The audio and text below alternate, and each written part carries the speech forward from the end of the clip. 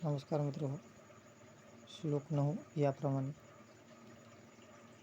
धनिका श्रोत्रियो राजा नदी वैद्यस्तु पद्मः पद्म यज्ञ न विद्यते न तत्र दिवसं वसेता. याचा अर्थ अशा प्रकारे, ज्या ठिकाणी श्रीमंत लोक, वेदाभ्यास करणारे ब्राह्मण, राजा, नदी आणि वैद्य 5 गोष्टी उपस्थित नसतात, अशा ठिकाणी अजिबात वस्ती करू नये, ते राहू नये. कारण जीवन सुखी होण्यासाठी या 5 गोष्टी असाव्या लागतात.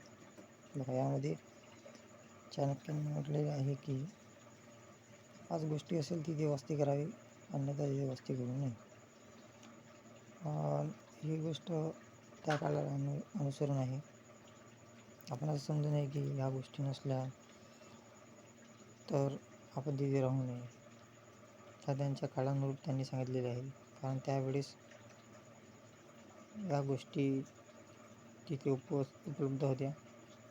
त्यामुळे त्यांनी म्हटले की ह्या गोष्टी असणं गरजेचं आहे, तिथे राहणं योग्य आहे. जर या गोष्टी नसतील तिथे राहू नये.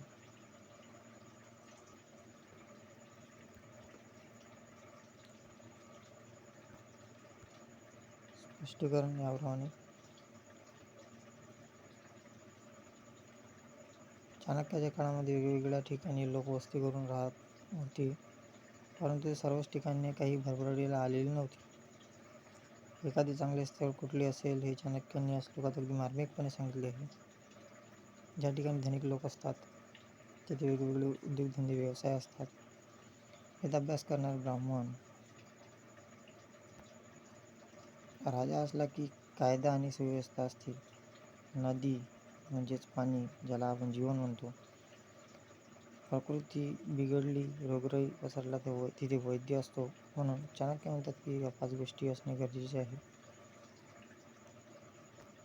पण आजच्या काळात जर बघितली तर ह्या सगळ्या सोयीसुविधा आपल्याकडे उपलब्ध आहे. त्यातल्या काही गोष्टी जर आपण सोडल्या तरी त्या ठिकाणी राहणे योग्य आहे असं आपल्याला म्हणता येईल.